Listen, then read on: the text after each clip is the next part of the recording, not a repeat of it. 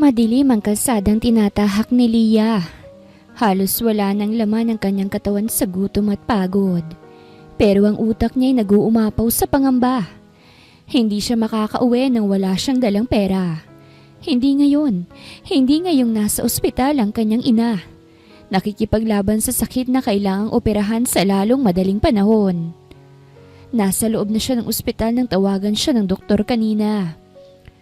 Miss Lia, kailangan na nating isagawa ang operasyon sa lalong madaling panahon. Kung hindi, baka lumala ang kondisyon ng nanay mo. Magkano pong kailangan? Halos pabulong niyang tanong. Kinakabahan sa sagot na matatanggap. 200,000, Miss Lia. Hindi pa kasamang ibang medical expenses pagkatapos ng operasyon. Para iyong isang sentensya ng kamatayan. Saan siya kukuha ng ganitong halaga? Kahit magtrabaho siya araw at gabi bilang waitress sa maliit na cafe na pinapasukan niya, aabutin siya ng ilang taon bago makaipon ng ganito kalaking pera. At ngayon, wala siyang ibang maisip na paraan. Lia, may kilala akong pwedeng tumulong sa'yo.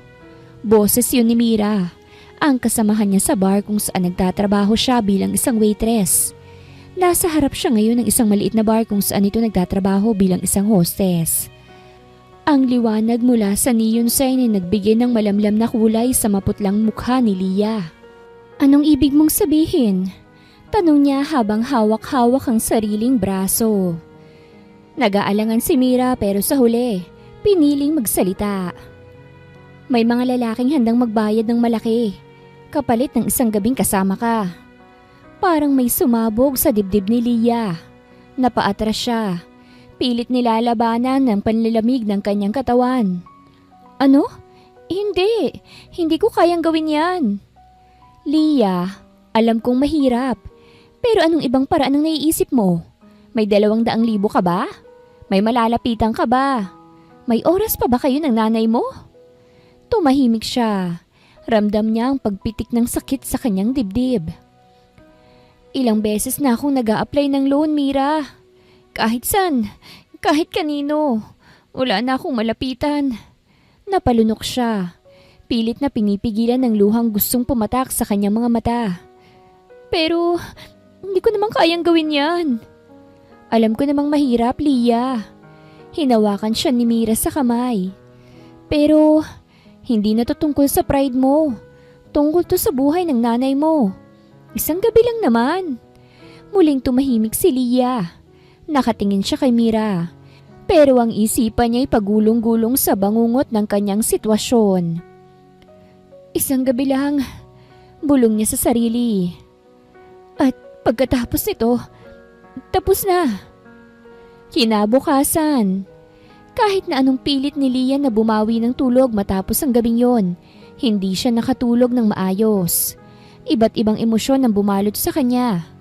Takot, kahihiyan, pagdududa. Pero sa huli, bumalik siya sa isang simpleng katotohanan. Ito na lang natitira niyang paraan. Dala ang isang simpleng itim na dress. Dumating siya sa tinukoy na hotel kung saan gaganapin ang transaksyon. Sa bawat hakbang papasok sa engrandeng lobby, para siyang nabibingi sa tunog ng sariling sapatos. Ramdam niya ang mga mata ng ilang tao sa paligid.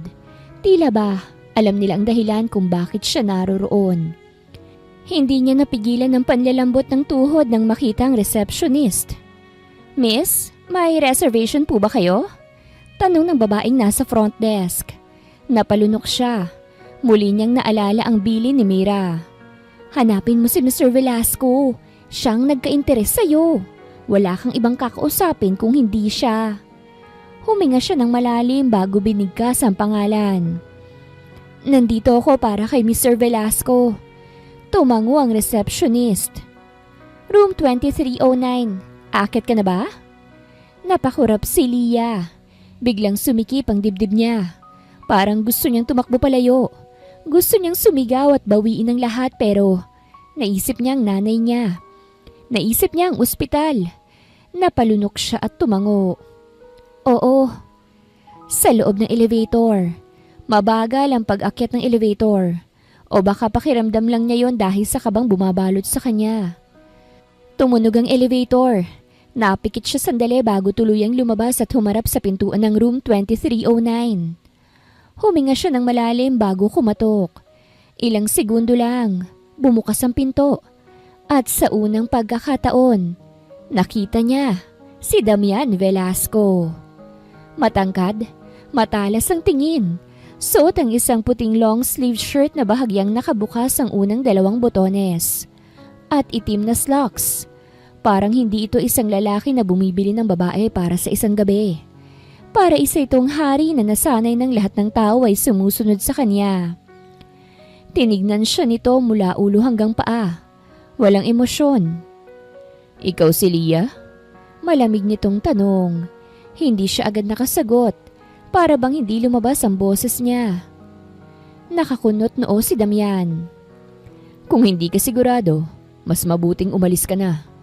Sa narinig niya, napapikit siya at mahigpit na hinawakan ng palad. Naisip niya ang ospital. Naisip niya ang nanay niya. Naisip niya ang sakit na maaaring mangyari kung hindi niya ito gagawin. Itinaas niya ang kanyang ulo at tumingin ng diretsyo sa lalaki. Oo, ako si Leah. Isang saglit na katahimikan ang bumalot sa kanila. Tila sinusuri siya ni Damian.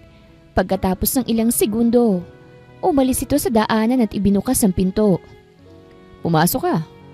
At sa isang iglap, tuluyang nagbago ang mundo ni Leah. Tahimik ang buong silid nang pumasok si Leah.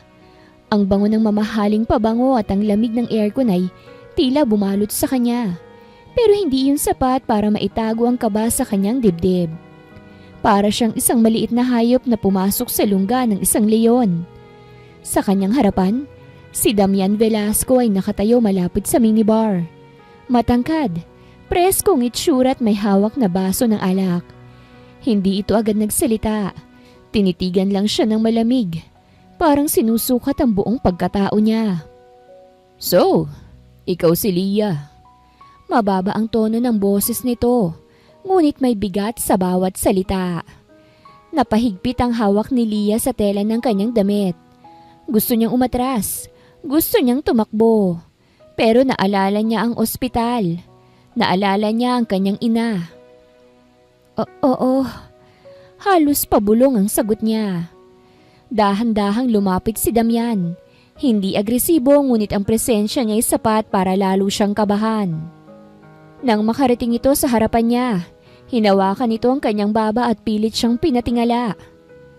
Alam mo bang pinasok mo? Tanong nito. Ang boses ay puno ng panunuya. Nagpigil ng panginginig si Leah. Hindi siya maaaring umuro ngayon. Alam ko. Isang mapait na ngiti ang lumitaw sa labi ni Damian. Talaga? Sinong nag-udyok sa'yo na gawin to? Ang isang katulad mo, hindi bagay sa ganitong laro. Bahagyang nanlabo ang paningin ni Leah dahil sa sakit ng kanyang narinig, pero pinilit niyang hindi magpakita ng kahinaan. Hindi na mahalaga kung sino. Ang mahalaga, kailangan ko ng pera. Bahagyang umangat ang kilay ni Damian. At anong halaga ang ibinigay sa'yo? Magkano ang halaga ng isang gabi mo? Nag-aalangan siyang sagutin pero sa huli, mahina niyang binigkas. 200,000. Tumawa si Damian. Isang mababa ngunit puno ng panunuyang tawa. Napakamura mo naman. Napakuyom ang kamao ni Leah. Ang bawat salitang binibitawan nito ay parang matatalas na kutsilyong tumatama sa kanyang dignidad. Pero wala siyang ibang pagpipilian. Kung ayaw mo, aalis na ako. Binalak niyang lumingon at umalis. Pero bago pa siya makagalaw, malakas ang kamay na humawak sa kanyang braso. Huwag kang magmadali. Bumaba ang boses ni Damian, bahagyang lumalim. Hindi pa ako tapos sa'yo. Bumalik siya sa posisyon niya at nakipaglaban ng tinginan kay Damian. Bakit ka pumayag? Tanong niya. Alam kong hindi ka basta-bastang pumapayag sa ganitong setup. Bakit mo tinanggap ang alok? Isang mapait na ngiti ang lumitaw sa labi ni Damian. Gusto mong marinig ang totoo? Tumango si Lia. Dahil gusto kong makita kung hanggang saan ka lalaban. Napatigil si Lia. Hindi niya alam kung anong ibig sabihin nito. At ano namang ibig mong sabihin? Tanong niya. Pilit na hinahamon nito ng tingin. Maraming babaeng sumubok na bumili ng atensyon ko. Lahat sila may halong kasinungalingan. Ikaw, iba ka. Lumapit pa si Damian. Halos magkadikit na ang kanilang mukha. Hindi ka sanay sa ganito, hindi ba? Naririnig ko sa boses mo ang kaba. Nakikita ko sa mga mata mo ang pag-aalinlangan. Pero heto ka. Handa mong isakripisyo ang sarili mo para sa isang bagay na mahalaga sa'yo. Mas lumakas ang pintig ng puso ni Lia. Hindi ko alam kung niloloko mo lang ako o gusto mo lang akong insultuhin. Napangisi si Damian. Siguro, pareho. Nag-iwas siya ng tingin pero muling nagsalita si Damian. Bago tayo magsimula, gusto kong malaman ng isang bagay. Tumingin si Lia sa kanya. Ano yun? Ikaw ba? Kailanman ay nagmahal? Napakunot ang noo niya. Ano bang klaseng tanong yan? Isang simpleng tanong lang yan. Tahimik siyang nag-isip. May minahal na ba siya? O masyado siyang abala sa buhay at sa problema ng kanyang pamilya para bigyang pansin ang pag-ibig? Sa huli, umiling siya. Wala akong oras para sa ganon. Bahagyang tumango si Damian dahil nagugustuhan ang sagot niya. Mabuti. Bakit naman mabuti? Tanong niya. Mas lumalim ang tingin ni Damian sa kanya. Dahil ayokong makipaglaro sa isang babaeng may ibang iniisip. Isang matinding katahimikan ang bumalot sa kanila. Parang may hindi nasabing bagay na bumabalot sa paligid. Hanggang sa dahan-dahang lumapit si Damian. At sa isang iglap, naramdaman ni Lia ang init ng kamay nito sa kanyang pisngi. Bibigyan kita ng pagkakataong umatras bago ko simulang bilhin ka ngayong gabi. Gusto kong marinig mula sa iyo na gusto mo pa ring ituloy ito. Lalong bumigat ang pakiramdam ni Lia. Sa harapan niya, isang lalaking hindi niya kilala. Isang lalaking may kapangyarihang sirain siya. At isang lalaking may misteryong bumabalot sa kanyang pagkatao. Pero wala na siyang ibang paraan. Ituloy natin. Mahina ngunit buo ang kanyang boses. Dahil wala na akong ibang pagpipilian. Isang maliit na ngiti ang lumitaw sa labi ni Damian. Tama. At dahil pumayag ka na, wala nang atrasan. Napalunok si Lia. Sa gabing to, ibebenta niyang sarili sa isang estranghero. At hindi niya alam kung anong kapalit ng desisyong iyon. Tahimik. Sobrang tahimik na parang dinig na dinig ni Lia ang kabog ng kanyang dibdib. Nakatayo siyang malapit sa gilid ng kama. Hindi alam ang gagawin. Samantalang si Damian, nakaupo sa silya sa harapan niya. Nakasandal at may hawak na baso ng alak.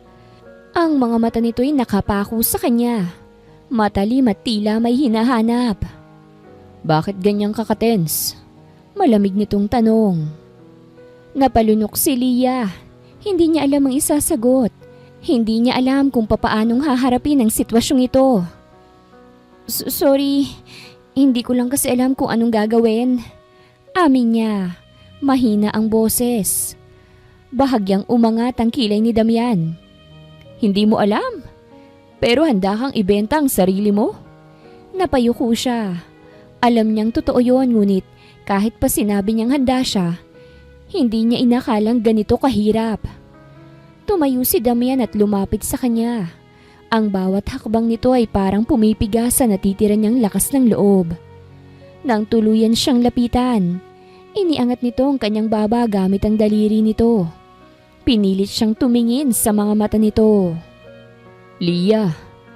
Tawag nito sa kanyang pangalan sa unang pagkakataon. This is your last chance. Gusto mo bang ituloy ito? Nag-aalangan siyang tumango. Sabihin mo. Anito, mas mababa ang boses.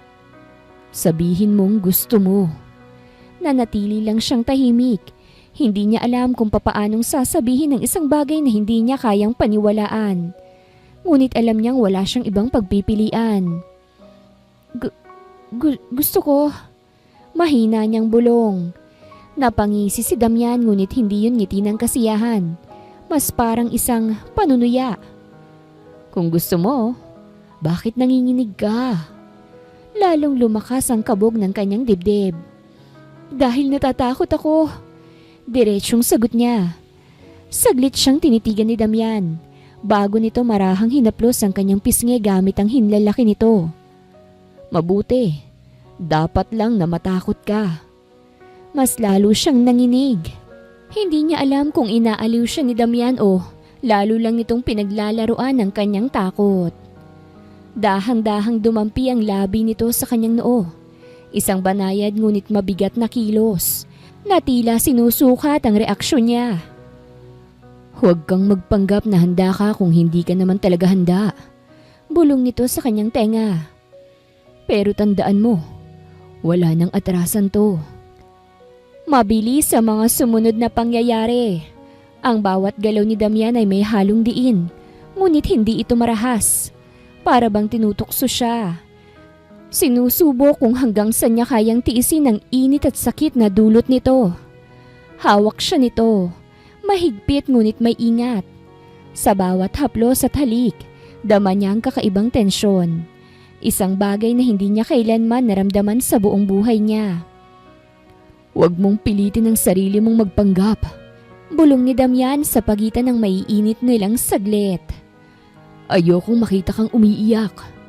Hindi siya umiyak, ngunit hindi rin niya kayang magsalita. Nagpatuloy ang gabi sa pagitan ng pighati at init. Sa pagitan ng pag-aalinlangan at pagsuko. Hindi niya alam kung kailan siya tuluyang bumigay. Kung kailan siya huminto sa paglaban. Ang alam lang niya, nang matapos ang lahat, pakiramdam niya hindi na siya ang dating Leah. Mabigat ang kanyang katawan nang imulat niya ang mga mata pagkagising ni Leah ng sumunod na umaga. Malamig ang silid ngunit mas malamig ang pakiramdam niya sa kanyang kalooban. Napansin niyang wala na si Damian. Pag-upo niya sa kama, doon niya lang napansin ng sobre sa bedside table. Nanginginig ang kanyang kamay nang damputin niya ito at buksan. 200,000 piso, eksaktong halaga ng kanyang ipinagbili. May kasamang isang maliit na papel. Narito ang bayad mo. Wala na tayong dapat pag-usapan. DV. Nanatili siyang nakatitig sa papel. Pilit na inuunawa ang pakiramdam niya. Dapat ba siyang matuwa? Natapos na ang lahat. Nakuha na niya ang pera. Matutulungan na niya ang kanyang ina. Pero bakit may kung anong bigat sa kanyang dibdib? Akala niya'y tapos na ang lahat. Ngunit hindi niya alam. Ang gabing yun ay magsisimula lamang ng isang bagay na hindi niya malilimutan. Isang araw, matapos ang gabing yon, tahimik na nakaupo si Leah sa gilid ng kama ng kanyang ina sa ospital. Pinagmamasdan ng mahimbing nitong pagtulog. Sa wakas, natapos na ang operasyon. Naipanalo nila ang laban na akala niya noon ay imposible. Pinisil niya ang kamay ng ina. Gagaling ka na, ma. Makakauwi na tayo. Napangiti siya ngunit may kung anong kirot sa puso. Alam niyang hindi niya dapat iniisip ang nakaraan. Pero gabi-gabing bumabalik sa isipan niya ang gabing yun sa hotel. Ang mainit na halik, ang hawak na nag-iwan ng marka sa kanyang balat. At ang malamig na pamamaalam ni Damian Velasco. Akala niya'y matatapos na ang lahat sa sandaling makuha niya ang perang kailangan niya. Pero bakit may bahagi ng sarili niyang parang hindi matanggap ang nangyari? Bumuntong hininga siyang bumangon at lumabas ng kwarto para bumili ng kape. Paglabas niya ng ospital, sinalubong siya ng malamig na hangin ng gabi. Iyahatid niya ang ina sa bahay nila sa probinsya para doon ganap na magpagaling. Siya naman ay mananatili dito sa syudad para magtrabaho. Isang buwan ang nakalipas. Habang naglalakad papunta sa convenience store, biglang umikot ang paningin ni Leah. Lintik! Umalalay siya sa dingding, hawak ang kanyang tiyan. Kinakabahan siyang huminga ng malalim. Ilang araw na siyang ganito. Hindi lang pagkahilo kung hindi pati pagsusuka tuwing umaga. Akala niya dahil lang sa stress at puyat. Pero hindi na ito normal. Kinabukasan, hindi niya na kayang tiisin ang nararamdaman. Agad siyang bumili ng pregnancy test at dali-daling bumalik sa apartment niya. Habang nasa banyo, nanginginig ang kanyang mga kamay habang hinihintay ang resulta. Ilang minuto lang, pero parang ang tagal. Hanggang sa lumitaw ang 2 pulang linya. Buntis siya. Parang binagsakan siya ng langit at lupa. Napatitig siya sa test kit na hawak niya. Umaasang nagkamali siya ng basa. Hindi. Napailing siya. Nanginginig ang mga labi. Hindi pwede to. Hindi dapat. Biglang bumilis ang tibok ng puso niya. Damian. Ang isang gabing hindi dapat nangyari. Ang isang gabing akala niya'y matatapos na ng walang iniwang bakas. Pero nagkamali siya. Anong gagawin ko? Mahina niyang tanong sa sarili. Paanong nangyari to? Alam niya kung paano pero hindi niya matanggap. Papaano siyang magsisimula ulit? Papaano niya bubuhayin ang batang ito? At sasabihin ba niya kay Damian? Dala ng pagkalito at takot, hindi siya nakapasok ng trabaho. Buong araw siyang tulala sa loob ng apartment. Hindi niya alam kung paano ipoproseso ang lahat. Napatingin siya sa cellphone niya. Dapat ba siyang tumawag kay Damian? Sabihin sa kanya ang totoo? Pero naalala niyang malamig na tingin nito nang iwanan siya. Ang perang iniwan sa ibabaw ng mesa na parabang binili lang siya. Pero wala siyang pakialam sa akin. Mahina niyang bulong. Wala siyang pakialam sa kahit na ano. Lalo na sa isang bata. Naguguluhan siyang napahawak sa kanyang tiyan. Sa loob niya, may isang bagong buhay na nabuo. Isang inosenteng buhay na hindi niya kayang talikuran. Huminga siya ng malalim at pumikit. Wala akong karapatan na magdemand sa kanya na panagutan niya ako. Bayad ako kapalit ng gabing pinagsaluhan namin. Siyang nakauna sa akin. Pero sa kaloob-looban niya, may bumubulong. Sigurado ka ba sa iniisip mong iyan? Sa ospital, tahimik na nakaupo si Leah sa waiting area ng isang pampublikong ospital. Hawak ang isang maliit na brown envelope na naglalaman ng kanyang mga laboratory results. Mahigpit niyang kinuyom ang kanyang palad. Ramdam ang lamig sa kanyang mga daliri. Miss Leah Sandoval? Tawag ng nurse mula sa loob ng klinik. Napasinghap siya at tumayo. Dahan-dahang lumapit sa pintuan. Ito na yon. Sa wakas ay makukumpirma na niya ang tunay na kalagayan niya. Ngunit bago pa siya makapasok sa loob, may isang pamilyar na boses ang bumalot sa paligid.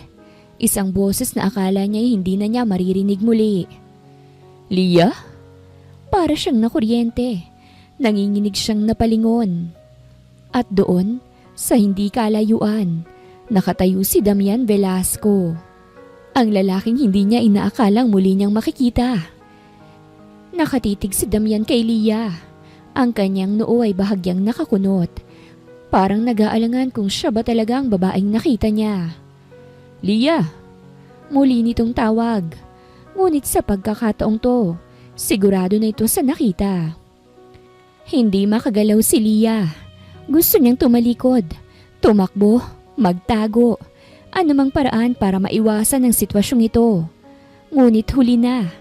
Papalapit na si Damian. Ang matikas nitong tindig at matalim na titigay nagbigay ng kakaibang tensyon sa kanyang katawan. Anong ginagawa mo rito? Malamig ngunit may bahid ng pagtataka ang tanong nito. Napakurap si Leah. Hindi niya alam kung paanong sasagutin. Dapat ba niyang sabihin ng totoo? O wala, may check-up lang ako. Sagot niya, iniiwas ang tingin. Hindi siya naniniwala sa swerte. Pero ngayong araw na ito, siguradong sinusumpa siya ng kapalaran. Check-up? Inulit ni Damian. Bahagyang tumagilid ang ulo nito. Waring sinusuri siya. Napalunok si Leah. Please, wag mong pansinin. Wag mong tanungin. Pero sa isang iglap, Napansin ni Damian ang hawak niyang brown envelope. Walang pasabi. Kinuha niya ito mula sa kamay ni Leah. Uy! Ano yan? Ibalik mo! Nag-aalalang pigil ni Leah. Pero mabilis na binuksan ni Damian ang dokumento. Tahimik na binasa ni Damian ang papel. Sa bawat linyang dumadaan sa kanyang paningin, lalong tumitindi ang ekspresyon nito. Hanggang sa dumapo ang tingin nito sa isang partikular na bahagi ng dokumento. Ang pregnancy confirmation. Dahan-dahang ibinaba ni Damian ang papel. Ngunit ang mga mata nito'y nakatutok kay Leah. Mas malalim at mas matalim kesa kanina. Ikaw ay... Tumingin to sa kanya ng diretsyo. Buntis? Pakiramdam ni Leah. Para siyang hinigop ng lupa. Hindi niya inaasahan na sa ganitong paraan pa mabubunyag ang kanyang lihim. Hindi siya nakasagot. Si Damian naman, nanatiling nakatitig sa kanya. Pilit binabasa ang kanyang ekspresyon hanggang sa unti-unting nagdilim ang mukha nito. Ako ba ang ama? Diretsyong tanong nito. Halos mabingi si Leah sa sariling kaba. Hindi. Hindi pa niya natatapos ang sagot nang biglang hawakan ni Damian ang kanyang braso. Hindi masakit pero mahigpit. Huwag mo kong lokohin, Leah. Napasinghap siya. Ako nga ba ang ama ng batang yan? Muling tanong ni Damian, mas madiin. Wala kang pakialam. Mahina ngunit mariing sagot ni Leah. Pilit niyang inaalis ang braso niya mula sa hawak nito, pero hindi siya binitawan ni Damian. Wala akong pakialam. Halata sa tono ni Damian ang bahagyang galit. Papanong wala akong pakialam kung akong ama? Dahil wala kang obligasyon. Wala kang responsibilidad sa akin o sa kahit kanino. Mariing sagot ni Leah. Sinubukang panatilihin ang matatag na boses kahit nanginginig siya sa loob. Nagtangis ang bagang ni Damian. Waring nagpipigil ng emosyon. Ganun lang yon? Gagawin mo kong ama nang hindi ko alam?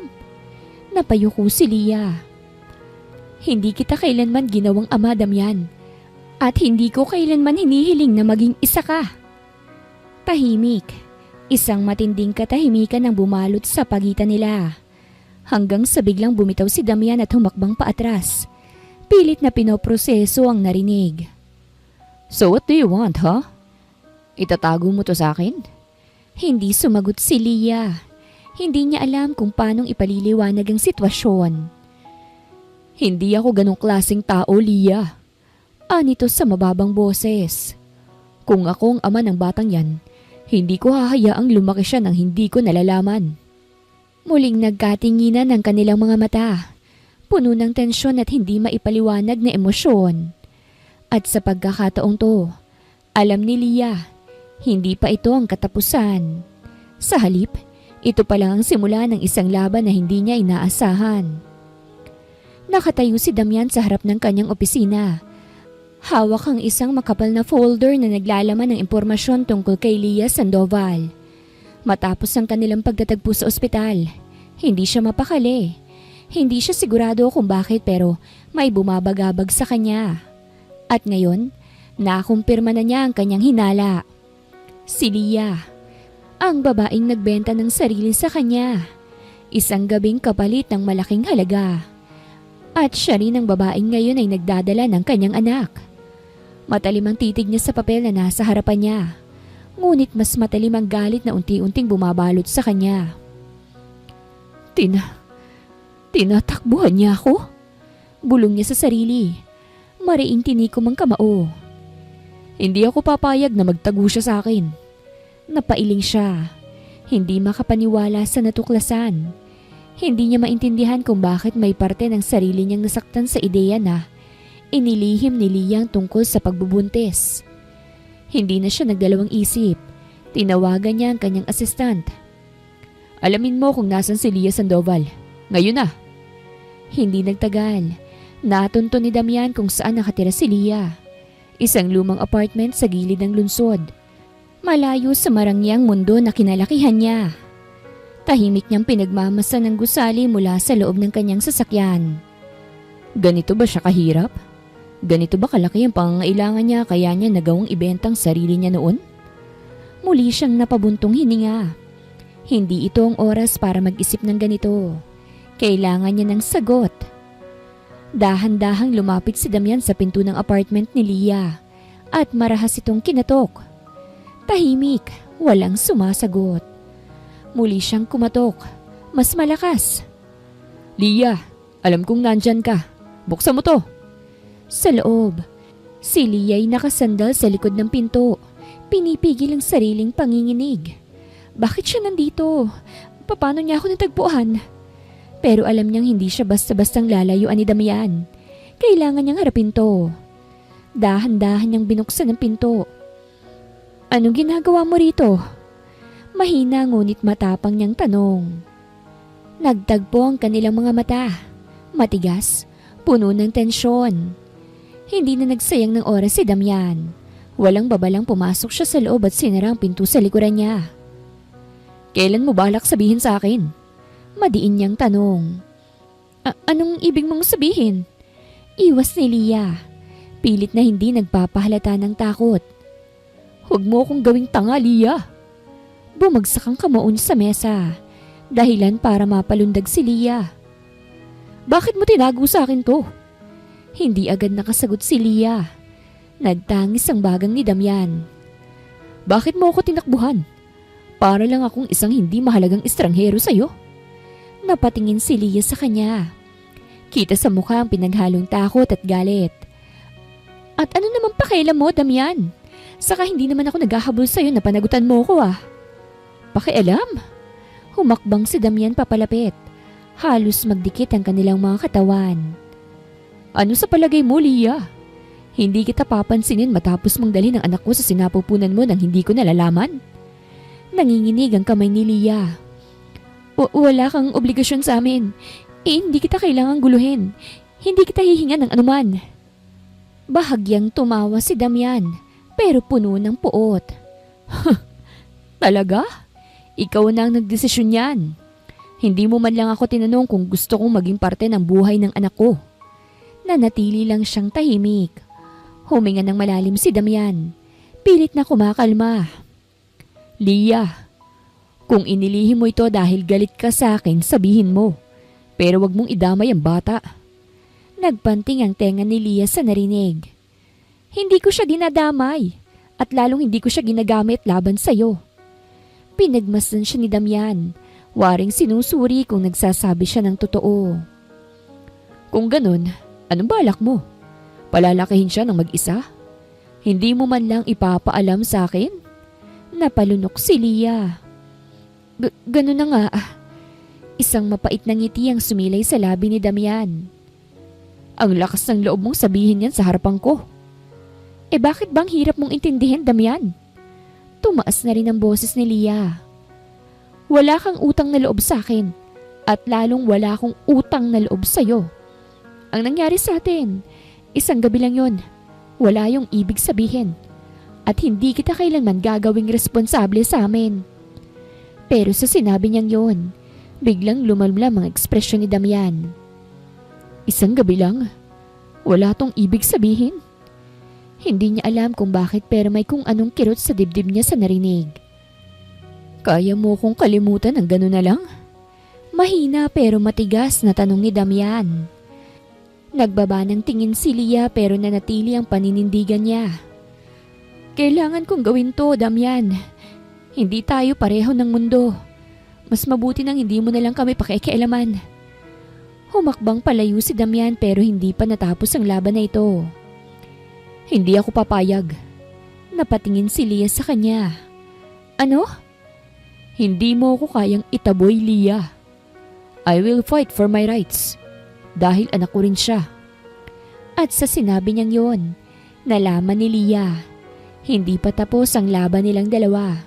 Sa halip, nagsisimula pa lang ito. Nakatayo si Damian sa harapan ng apartment ni Leah Sandoval. Matigas ang ekspresyon at puno ng determinasyon. Alam niyang hindi na niya hahayaang mawala pang babaeng ito. Hindi lang dahil sa kanya kung hindi dahil sa batang dinadala nito. Nang sumilip si Leah mula sa bahagyang nakabukas na pinto, nanigas siya sa nakita. Matigas ang panga ni Damian. Kita sa mga mata ang hindi matitinag na determinasyon. Ano na namang kailangan mo, Damian? Malamig ng tanong, pilit na hindi nagpapahalata ng kaba. Alam mong hindi ako aalis dito hanggat hindi tayo nagkakaintindihan. Madiing sagot ni Damian. Ipinatong ang isang kamay sa gilid ng pinto. Hindi mo ko kayang itaboy, Lia. Umiling si Lia. Pilit na isinasara ang pinto ngunit masyadong mabilis si Damian. Bago pa niya ito tuluyang maitulak, pumasok na ito sa loob at isinara ang pinto at inilak. Nagpupuyo si Lia sa galit. Damian, lumabas ka na! Pero hindi natinag ang lalaki. Kailan mo balak aminin? Anong aminin? Kunot noong sagot ni Lia. Na ginamit mo ang perang ibinayad ko sa iyo para sa operasyon ng nanay mo. Diretsyong sagot ni Damian. Nanlaki ang mata ni Lia. Hindi niya inaasahan na malalaman nito ang totoo. Anong karapatan mong paimbestigahan ang buhay ko? Galit niyang sigaw. Tumawa si Damian pero walang saya sa mga mata. Hindi ko na kailangang imbestigahan. Kitang-kita naman, Lia. Di mo kayang itago ang katotohanan. Nanginginig ang kamay ni Lia sa galit at pagkapahiya. Oo, ginamit kong pera mo. Pero wala kang karapatang husgahan ako, Damian. Wala akong ibang choice eh. Gagawin kong lahat para sa nanay ko. Kahit gaano pa kababa ang tingin mo sa akin. Natigilan si Damian sa matinding emosyon sa tinig ni Lia. Lia. Mahina niyang sambit ngunit umiwas ang babae ng tingin. Ano bang gusto mo ha? Hindi ba tapos na ang kasunduan natin? Nanginginig na si Lia pero matibay ang boses niya. Lumapit si Damian hanggang sa halos magdikit na ang kanilang katawan. Tapos na? Malamig na bulong niya. Paano kung sabihin kong nagsisimula pa lang tayo? Ano? Pero hindi niya na nagawang matapos ang sasabihin nang bigla siyang buhati ni Damian. Damian! Bitawan mo ko! Nagpupumiglas si Lia pero lalo lang humigpit ang pagkakahawak nito sa kanya. Sinabi ko na sa'yo, hindi kita basta-bastang pakakawalan, Lia. Kasama na kayo ng anak ko sa buhay ko ngayon. Madiing sabi ni Damian. At wala ka nang magagawa para pigilan ako. Hindi mo ako pag-aari, Damian. Hindi mo ako mabibili ng pera mo. Pero sa halip na magalit, isang mapanuksong ngiti ang lumitaw sa labi ni Damian. Sinubukan mo na ako noon, hindi ba? Natigilan si Lia. Wala akong sinabing binibili kita, Lia. Pero ang anak natin, may karapatan ako sa kanya. At kung kailangan kong ipilit ang sarili ko sa buhay mo para lang makasama siya, gagawin ko. Hindi! Hindi mo ako madadala sa mundo mo, Damian. Wala ka ng choice. Mahalaga ang anak natin dahil siyang tagapagmana ko. At sa isang iglap, walang babalang binuhat ni Damian si Lia sa kanyang mga bisig. Damian! Bitawan mo ko! Nagwawala si Lia. Pilit siyang itinutulak. Ano bang ginagawa mo? Bitawan mo ko! Kung hindi mo ako gustong maging parte ng buhay mo, wala akong pakialam.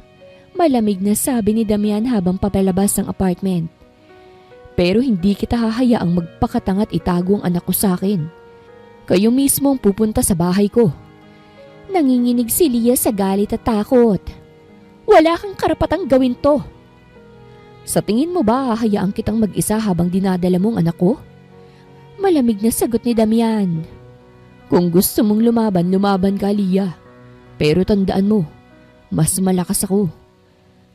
Habang papalayo ang sasakyan ni Damian, dala si Lia. Isang bagay ang naging malinaw sa babae. Wala na siyang kawala. Damian Velasco, ang lalaking isang gabi lang dapat sa buhay niya. Ngayon ay hindi na basta-bastang lalayo. Nasa loob ng malawak at eleganteng guest room si Lia Sandoval. Hawak ang cellphone habang mahigpit na kinukuyom ang kumot. Kanina pa siyang nag-aalangan kung tatawagan ba niya ang ina. Simula nang sapilitang dalhin siya ni Damian sa bahay nito, hindi pa siya nagkaroon ng pagkakataong makausap ang pamilya niya. Sa wakas, pinindot niya ang call button. Lia, anak! Sagot ng kanyang ina mula sa kabilang linya. Halatang masigla ang boses. Bakit ngayon ka lang tumawag? Kamusta ka na? Pilit na ngumiti si Lia kahit hindi ito nakikita ng ina. Okay lang po ako, Nay. Pasensya na po Naging abala lang po ako sa trabaho. Huwag mong pababayaan ang sarili mo, ha? Alam kong marami kang sakripisyo para sa amin. Huwag mo nang isipin ang tungkol sa ospital. Ang mahalaga gumaling na ako at dahil sa tulong mo nangyari yon. Napapikit si Lia. Kinagat ang labi para hindi maiyak. Kung alam lang ng ina niya ang ginawa niyang sakripisyo. Oo naman po, Nay. Basta mag-iingat po kayo riyan. Ikaw rin, anak. Mukhang pagod ka. Siguraduhin mong may nagpapahalaga sa'yo dyan, ha? Napalunok si Lia. Opo, Nay. Pagkatapos ng tawag, napahawak siya sa tiyan. Hindi niya masabi sa ina na siya'y buntis, lalo na ang tungkol kay Damian. Hindi rin niya alam kung papaanong ipaliliwanag na siya ngayon ay nakatira sa bahay ng lalaking kailan may hindi niya inaasahang magiging bahagi ng buhay niya. Lumabas siya ng kwarto at dumiretso sa kusina. Pagdating niya roon, agad niyang nakita si Damian Velasco. Nakasuot lang ng simpleng puting shirt at pajamas. Nakatayo sa harap ng coffee machine. Mukhang bagong gising na ito pero kahit nasa bahay lang, napaka-intimidating pa rin ang presensya nito. Hindi siya pinansin ni Damian. Pero naramdaman ni Lia ang malamig na aura nito. Anong tinitingin-tingin mo dyan? Malamig na tanong ni Damian nang mapansing nakatitig siya rito. Inirapan siya ni Lia. Kala mo naman ang gwapo mo. Ngumisi si Damian pero halatang walang init yon. Aminin mo na, Lia. Kahit anong iwas mo, naaakit ka pa rin sa akin. Nalaglag ang panga ni Lia sa kapal ng mukha nito. In your dreams, Damian?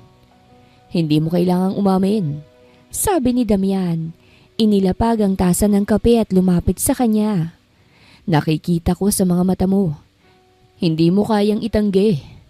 Umatras si Lia pero masyado nang malapit si Damian hanggang sa matukod siya sa kitchen counter. Huwag kang lumapit. Bakit, Lia? Baka mahulog ka na naman sa akin? Baka ka mo masampal kita.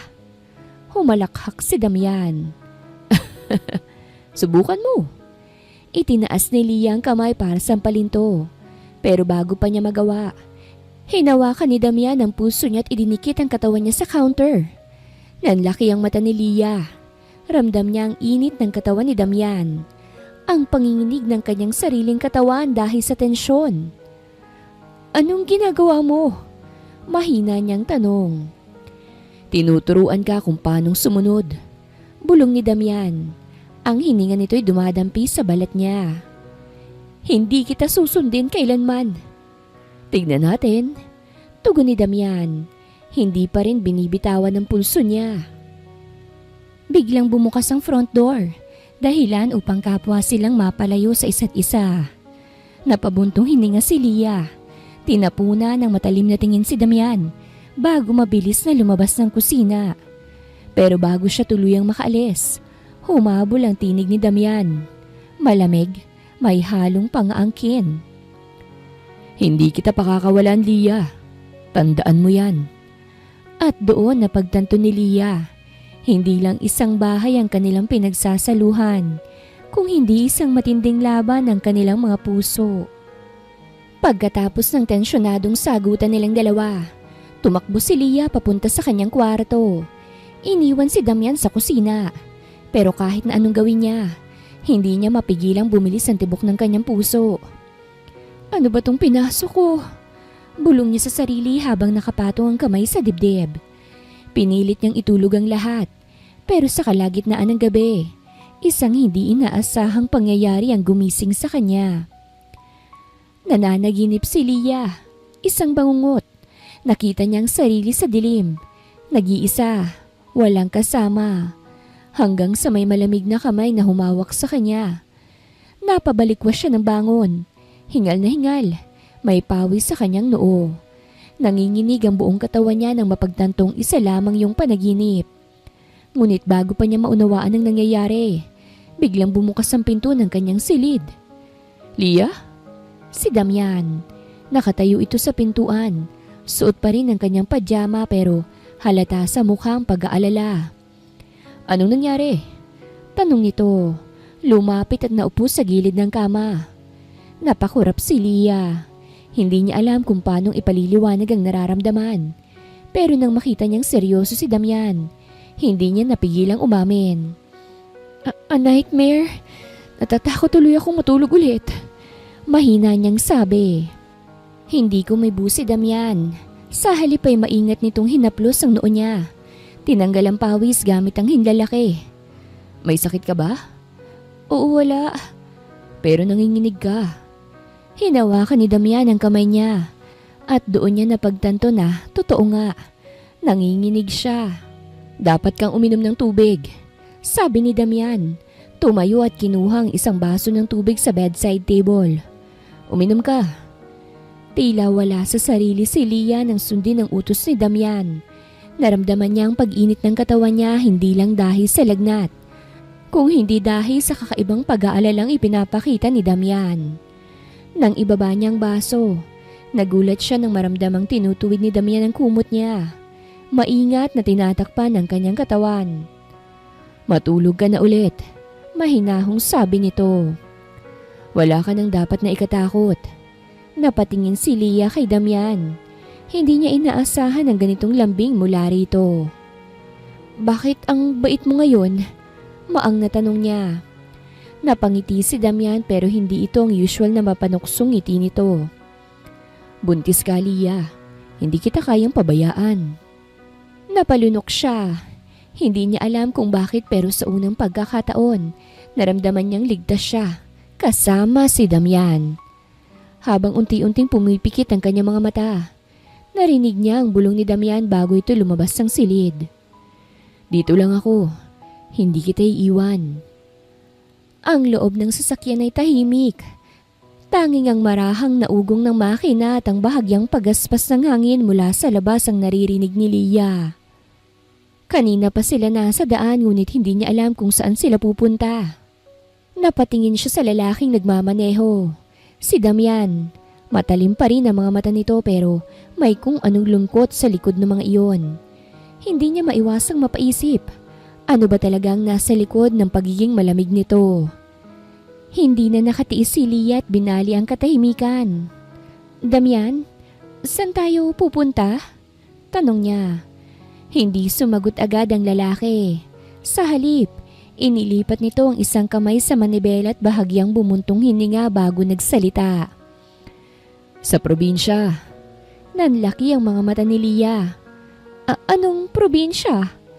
Napangiti si Damian pero halatang pilit. Sa probinsya mo. Napahawak si Leah sa dibdib niya. Hindi niya inaasahan to.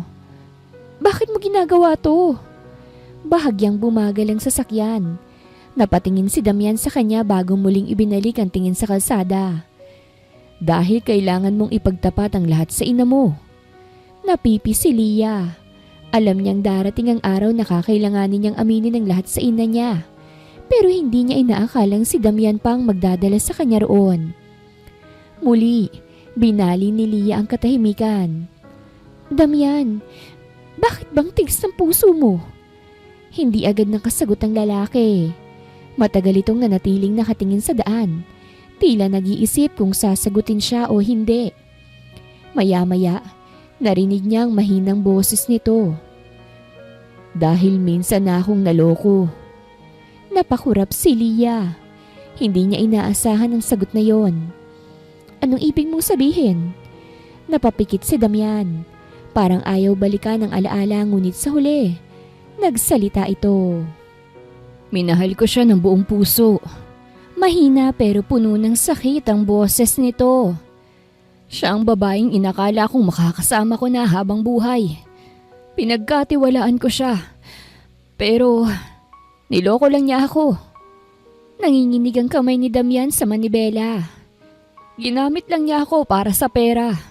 At nang nakuha niya ng gusto niya, iniwan niya ako sa araw mismo ng kasal namin. Napasinghap si Leah. Kasal? Tumango si Damian. Pero hindi nito tinignan si Leah. Oo, iniwan niya ako sa altar. Hindi ko na siya nakita mula noon. Biglang nakaramdam ng bigat sa dibdib si Lia. Hindi niya inakalang may ganitong pinagdadaanan si Damian. Damian, mahina niyang sabi. I'm sorry. Napangiti si Damian ng mapait. Hindi mo kailangang humingi ng tawad. Hindi naman ikaw ang sumira sa buhay ko. Pero hindi maalis ni Lia ang bigat sa puso niya. Kahit papano, mas naiintindihan na niya ngayon kung bakit napakalamig at napakabagsik ni Damian pagdating sa kababaihan. Hindi lang ito basta-bastang galit. Nasaktan nito at sobrang lalim ng sugat na iniwan sa puso nito. Tahimik silang dalawa habang patuloy ang biyahe. Ngunit sa kabila ng katahimikan, may bumabagabag kay Lia. Bakit siya nasasaktan para kay Damian? Dapat ay galit siya rito. Dapat ay inis siya sa pagiging dominante nito sa buhay niya. Pero bakit parang gusto niyang haplusin ang kamay nito at sabihin, hindi ito nag-iisa? Napapailing siya. Ano ba itong iniisip ko? Hindi niya namalayang napatingin na pala sa kanya si Damian. Anong iniisip mo? Tanong nito. Bahagyang nagulat si Lia pero agad niyang iwinaksi ang kanyang iniisip. Wala. Napangisi si Damian. Hindi ka marunong magsinungaling. Napaatras si Lia. Hindi totoo yan ha. Ngunit bago pa siya makasagot ulit, naramdaman niya ang mainit na kamay ni Damian na humawak saglit sa kamay niya. Salamat sa pakikinig, Lia. Nag-init ang pisngi niya. Hindi niya alam kung anong ibig sabihin ng simpleng paghawak ni Damian. Pero sa loob-loob niya, unti-unti na siyang bumibigay sa lalaking minsan niyang kinamuhian. At sa sandaling yon, napagtanto niya. Si Damian ay hindi lang isang malamig at walang pusong CEO. Siya rin ay isang lalaking minsang nasaktan at baka siya na mismo ang makakapagpahilom sa sugat nito. Pagpasok nila sa bayan, unti-unting bumabalik ang alaala ni Lia. Ang makipot na kalsada, ang maliit na tindahan sa tabi, at ang sariwang hangin na bumabalot sa paligid. Lahat ng ito ay nagpapaalala sa kanya kung saan siya nanggaling. Sa tabi niya, seryoso pa rin ang mukha ni Damian habang nagmamaneho. Hindi ito sanay sa ganito katahimik na probinsya. Malayo ito sa marangyang buhay sa syudad. Andito na tayo, mahina niyang sabi. Tumingin si Damian sa paligid. Dito ka lumaki? Tumango si Lia. Oo, dito ko pinangarap na makaalis noon. Pero ngayon, hindi ko alam kung paano ko haharapin ang mama ko. Isang malalim na tingin ang ibinigay ni Damian sa kanya. Wala ka na nga atrasan, Lia. Dapat malaman niya ang totoo. Napayuko si Lia.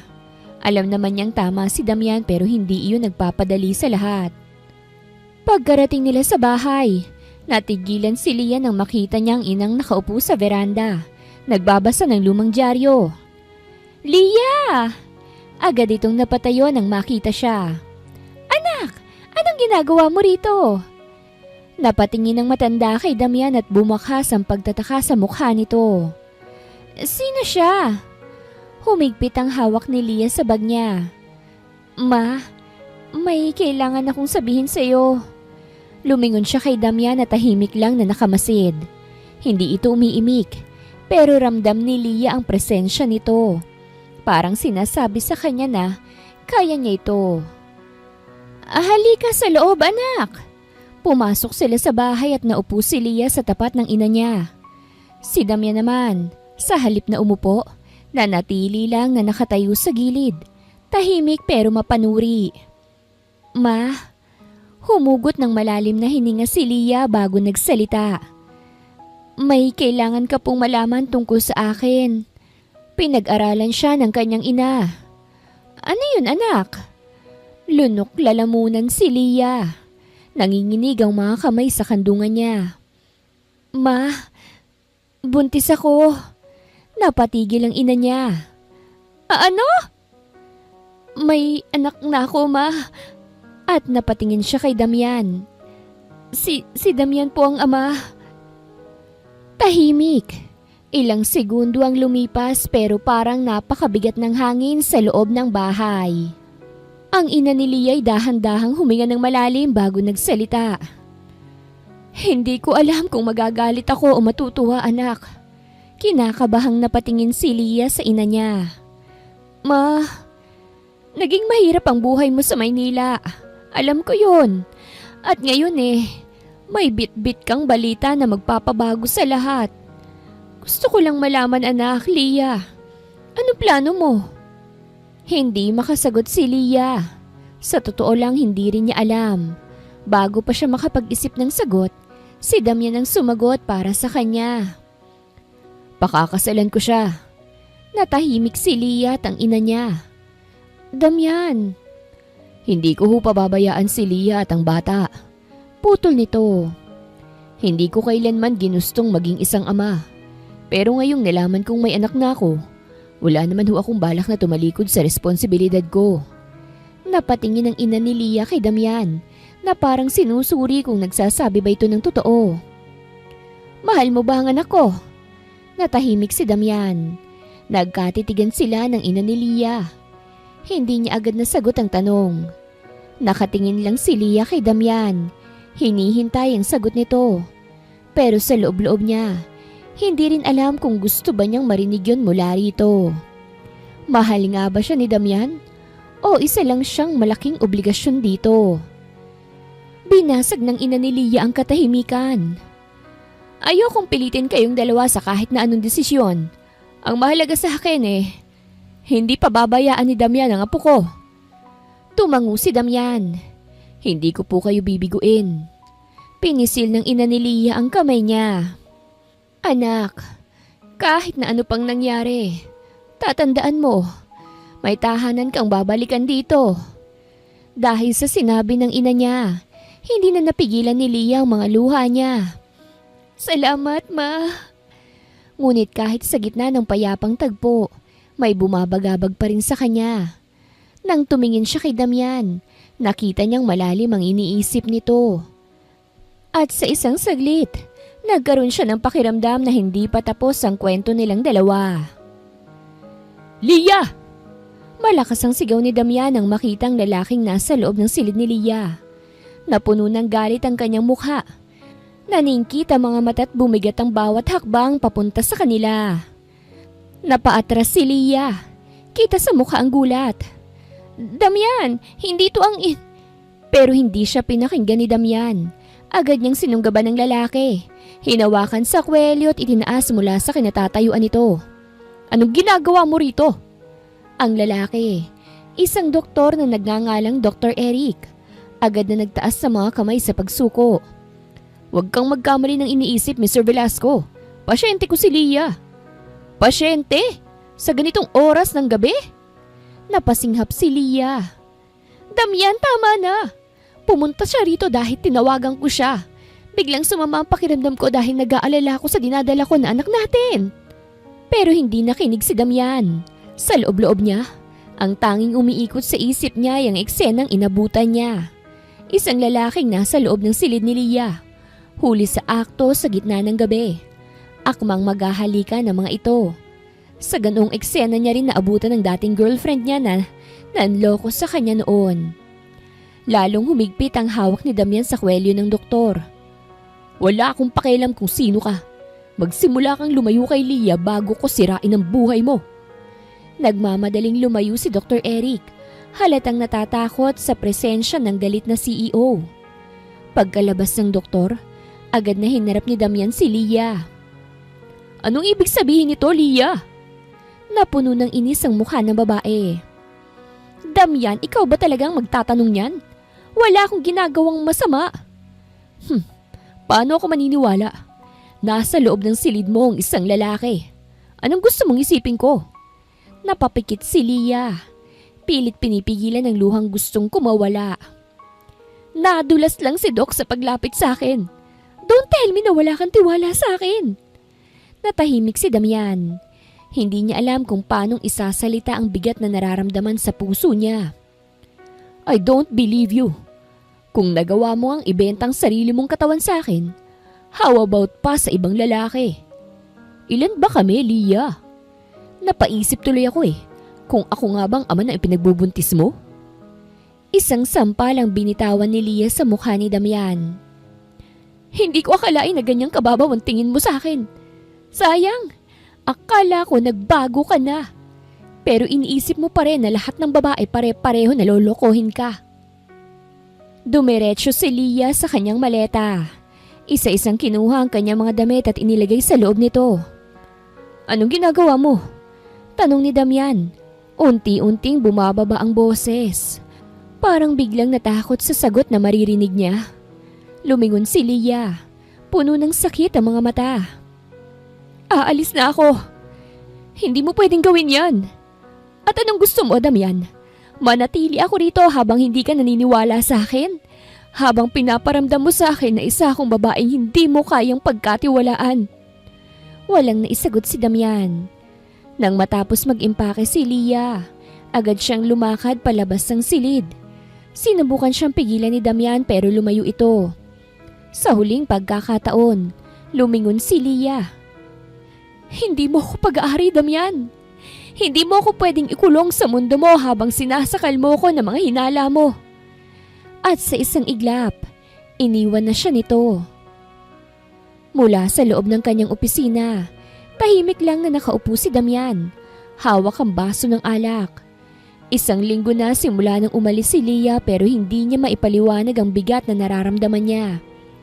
Dati, sanay siyang mag-isa. Sanay siyang hindi umaasa sa kahit na kanino. Pero bakit parang hindi na niya kaya ngayong wala na si Leah? Sir, may mga meeting po kayong kailangang daluhan. Napabuntong hininga si Damian. I-cancel mo lahat. Nag-aalalang lumapit ang assistant niya. Sir, kung may problema kayo. Wala. Putol ni Damian. Lumabas ka na. Ngunit alam niyang nagsisinungaling siya. Alam niyang may kulang. At ang kulang na yon ay isang babae na minsan niyang itinulak palayo. Samantala, si Leah ay nakaupo sa veranda ng bahay ng kanyang ina. Nakatingin sa malawak na taniman sa harap niya. Isang linggo nang nakakaraan nang umalis siya sa bahay ni Damian. Anak, sigurado ka ba na hindi mo na siya babalikan? Napangiti ng mapait si Leah. Paano ko naman po babalikan ng isang taong hindi ako pinagkakatiwalaan? Humugot ng buntong hininga ang ina niya. Alam mo, Leah, minsan ang pag-ibig hindi lang tungkol sa tiwala.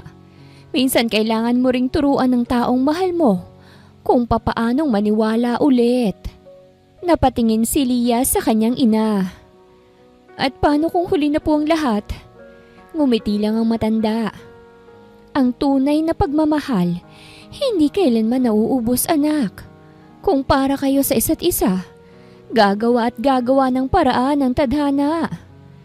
At sa sandaling yon, napaisip si Leah. Ipinagtapat na rin niya sa ina ang ginawa niya para mapa-opera ito. Nagulat ang ina niya pero sa bandang huli ay namayani ang pangunawa at pagmamahal sa kanya bilang anak. Sa kabila ng sakit at galit, may isang bagay na hindi niya kayang tanggihan. Ang puso niyang hanggang ngayon, si Damian pa rin ang laman.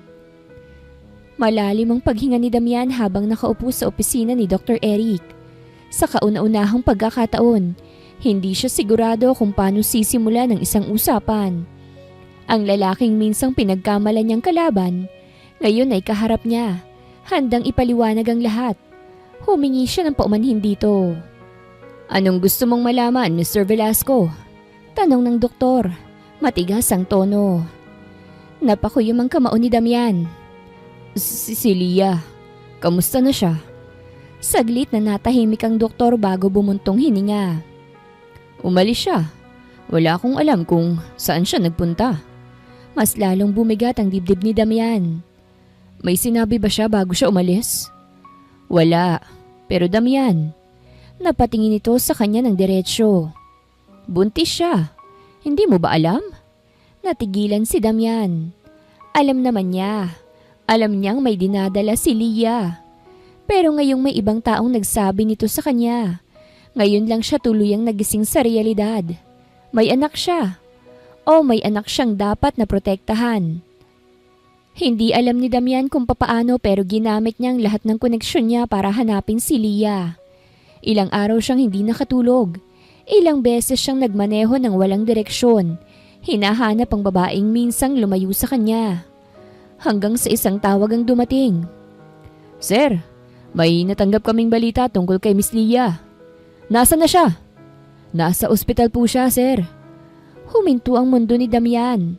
At sa unang pagkakataon, nakaramdam siya ng takot na hindi pa niya nararamdaman kailanman. Pagkarating sa ospital, hindi na nagdalawang isip si Damian. Tumakbo siya sa hospital room kung nasa saan si Leah. "Nasaan si Leah Sandoval?" Tanong niya sa nasalubong na nurse. "Sir, sino po sila?" "Damian Velasco. Siya ang..." Naputo lang sasabihin niya nang marinig ang isang pamilyar na boses sa loob ng isang silid. "Leah." Dahan-dahan siyang pumasok sa loob. Doon niya nakita si Leah, nakahiga sa kama, maputla at pagod. Pero ang mas nakasakit sa kanya, ang basang mga mata nito. "Damian." Mahina nitong bulong. Agad siyang lumapit. Hinawakan ng malamig nitong mga kamay. "Anong nangyari sa'yo?" Lumingon sa kanya ang doktora na nasa loob ng silid. Nagkaroon siya ng komplikasyon. Napatingin siya sa doktor. "Ano pong ibig niyong sabihin?" Huminga ng malalim ang doktora bago nagsalita. Nalaglag ang bata. Saglit na tumigil ang oras. Napaluhod si Damian sa tabi ng kama. "No!" Napaigtad siya nang maramdaman ang mahinang paghigpit ni Leah sa kamay niya. Pagtingin niya rito, tumutulo ang mga luha nito. "Paumanhin, Damian." Umiling siya. Wag mong sabihin yan." Pero lumuluha rin si Leah. Hindi ko siya naprotektahan." "Leah, hindi mo to kasalanan." Pero alam niya sa puso niya, siyang may kasalanan. Kung hindi lang siya nagpadala sa galit, kung naniwala lang siya kay Leah, kung hindi niya ito pinabayaan, siguro buhay pa ang anak nila ngayon. "Damian." Naputo lang malalim niyang iniisip nang muling magsalita si Leah. "Mahalaga ka sa akin pero hindi ko alam kung kaya ko pang bumalik sa'yo." Napakuyom siya ng kamao. Ngayon niya lang napagtanto ang isang bagay. Hindi lang siya nawalan ng anak, kung hindi baka mawalan din siya ng babaeng minamahal. At sa sandaling yon, alam niyang hindi siya maaaring umatras. Handa na siyang ipaglaban si Leah, kahit na ano pang mangyari. Pagkalipas ng ilang araw, tahimik si Leah habang nakaupo sa labas ng ospital, nakatanaw sa malayo. Hindi pa siya ganap na nakaka-recover pero mas gusto niyang lumabas ng silid kesa ang manatiling nakakulong doon habang nilulunod siya ng sakit. Hindi niya alam kung paano siya magsisimulang muli. Nawala ang anak niya. At si Damian, hindi niya alam kung kaya pa niyang pagkatiwalaan muli ang lalaking minsan ay iniwasan niya pero natutunang mahalin. "Leah." Mula sa likuran niya, narinig niya ang tinig na ilang araw niyang hindi narinig. Nilingon niya ito at doon niya nakita si Damian. Pagod ang mga mata, tila hindi rin nakatulog ng maayos. Napayuko siya. "Bakit ka nandito?" Lumapit si Damian, marahang lumuhod sa harapan niya. "Dahil sa'yo." Napakuyom si Leah ng kamao. "Huli na, Damian. Tapos na ang lahat." "Hindi pa." Matigas pero puno ng emosyon ang boses nito. "Hindi ko hahayaang matapos tayo ng ganito." Hinawakan ni Damian ang mga kamay ni Leah, kahit pilit nitong iniiwas. "Patawad, Leah." Bumuntong hininga siya, halatang hirap sa sasabihin. "Nasaktan kita. Hindi kita pinaniwalaan. Iniwang kita nung pinakakailangan mo ko." Napapikit si Leah, pilit nilalabanan ng sakit. "At ngayon, gusto mong bumalik?" Tumango si Damian. "Dahil hindi ko kayang mawala ka." Natigilan si Leah. "Nang mawala ka, doon ko lang na-realize kung gaano kitang kamahal." Hinigpitan niya ang hawak kay Leah. Hindi lang kita gusto. Hindi lang kita pinoprotektahan. Mahal kita, Lia. Tumulo ang luha ni Lia. Pero paano? Paano pa ako magtitiwala ulit sa'yo? Mahina niyang tanong. Nag-alangan si Damian pero sumagot siya ng buong katapatan. Hindi ko hihilingin na maniwala ka agad. Pero handa kong patunayan sa'yo araw-araw na hindi na kita iiwan ulit. Tumingin si Lia sa kanya. Nakita niya ang tapat na emosyon sa mga mata nito. Matagal bago siya nagsalita. Damian, takot na akong masaktan ulit dahil sa'yo. Marahang hinawakan ni Damian ang mukha niya. Hinaplos ito na tila ba natatakot ding mawala siya. Maaari ba kitang suyuin, Lia? Nagtagal ang titig nila sa isa't isa. At sa unang pagkakataon, matapos ang lahat ng sakit, si Lia mismo ang humawak sa kamay ni Damian. Subukan natin, Damian. At doon nagsimula ang bagong pag-asa para sa kanilang dalawa. Humigpit ang hawak ni Damian sa kamay ni Lia. Tila ba natatakot siyang bitawan to kahit isang segundo. Napayuko siya. Bumuntong hininga. At muling tiningala ang babaeng nasa harapan niya. Salamat. Mahina ngunit taus-pusong sabi niya. Salamat sa pagbibigay sa akin ng pagkakataong to. Hindi sumagot si Lia. Ang puso niya ay puno pa rin ng takot at pangamba. Ngunit hindi niya kayang itanggi ang katotohanan. Gusto pa rin niyang maniwala kay Damian. Lia, muling tawag nito. Hawak pa rin ang kanyang kamay. Simula ngayon, ipapakita ko sa iyo na kaya kitang ipaglaban. Na hindi na kita iiwan kahit kailan. Nagtaas ng tingin si Lia. At sa unang pagkakataon, nakakita siya ng mas malambot na bersyon ni Damian. Walang galit, walang poot, walang pagdududa. Tanging dalisay na pagmamahal lamang. Marahang tumango si Lia. Isang hakbang lang muna, Damian. Hindi ko pa kayang ibigay ang lahat pero... Pumikit siya saglit at huminga ng malalim bago nagpatuloy. Gusto kong subukan.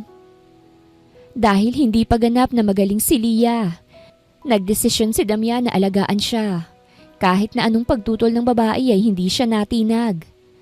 Damian, kaya ko namang alagaan ang sarili ko.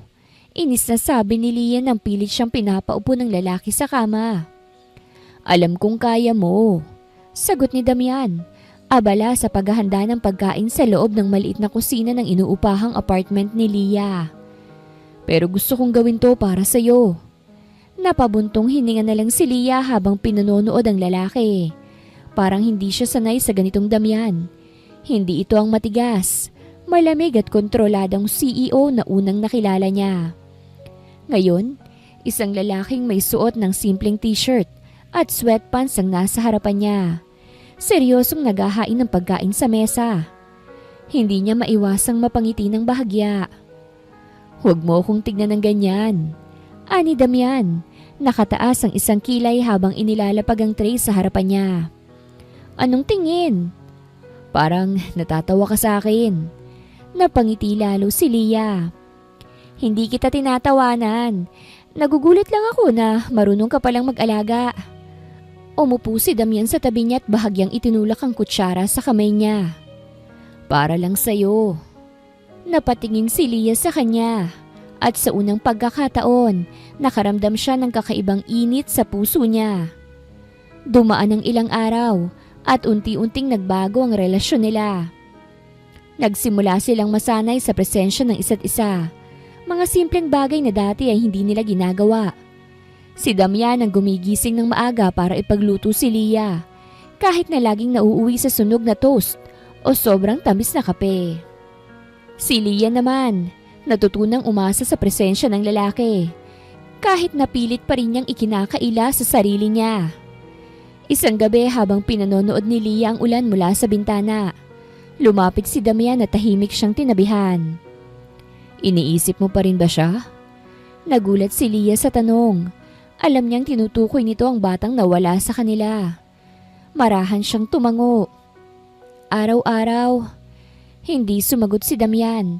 Sa halip ay marahang hinawakan ng kamay niya. Ako rin.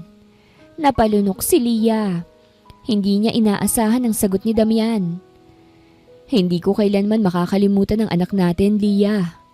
Anito. At kahit hindi ko na mababago ang nakaraan, gusto kong bumawi. Hindi lang sa'yo kung hindi sa atin. Napayuko si Lian. Damian. Hinaplos ni Damian ang pisngi niya. Pinunasan ng luhang hindi niya namalayang pumatak. Mahal kita, Lia. At hindi na kita pakakawalan. Sa gabing yon, sa ilalim ng patak na ulan, sa unang pagkakataon matapos ang lahat ng sakit, hinayaan ni Lia ang sarili niyang maniwala muli. Lumipas ang 3 taon mula nang piliin niyang magsimula muli. Sa loob ng malawak na hardin ng isang eleganteng mansyon, isang batang lalaki ang masayang tumatakbo. Hinahabol ang kanyang ama. Papa, habulin mo ako! Napangiti si Lia habang pinanonood ang dalawa mula sa veranda. Hindi niya maiwasang mapabuntong hininga sa tuwing naaalala ang lahat ng pinagdaanan nila. Mula sa desperasyon, sakit, at pagkawala. Ngayon ay nasa piling niya na ang lalaking minahal niya at ang anak nilang si Lucas. "Huwag kang masyadong mabilis, anak," sabi ni Lia habang papalapit ang mag-ama sa kanya. "Ayokong masugatan ka na naman." "Pero mama, bagal po ni Papa," reklamo ng bata. Nakangiti. Napatawa si Damian at ginulo ang buhok ng anak. "Pinagbibigyan lang kita, anak." "Hindi po totoo yan." Sagot ni Lucas, sinabayan ng isang malakas na tawa.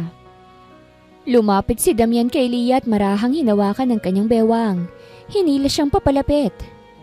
"Ikaw naman ang hinahabol ko ngayon." Bulong nito bago mabilis na hinagka ng kanyang labi. "Damian!" Gulat na sigaw ni Lia. Napapikit sa kilig. "Ew, Mama! Papa! Kadiri!" Sigaw ni Lucas. Pinipikit ang kanyang mga mata na parang ayaw makita ang eksena ng kanyang mga magulang. Tumawa si Damian at binitawan si Lia. Hinayaan niyang yakapin siya ng anak nilang natatawa pa rin. "Lucas, ano masasabi mo? Mas gwapo ba si Papa kaysa kay Spider-Man?" Tanong ni Damian habang buhat ang anak. Tumingin si Lucas sa kanya at malalim na nag-isip. Si Papa ang pinakagwapo sa buong mundo." Natawa si Lia habang pinanonood ang mag-ama. "Napakabayos mo naman, anak." "Siyempre po. At ikaw naman po ang pinakamagandang mama sa mundo." Sagot ni Lucas sabay yakap kay Lia. Sa sandaling yon, naramdaman ni Lia ang hindi masukat na kaligayahan sa kanyang puso.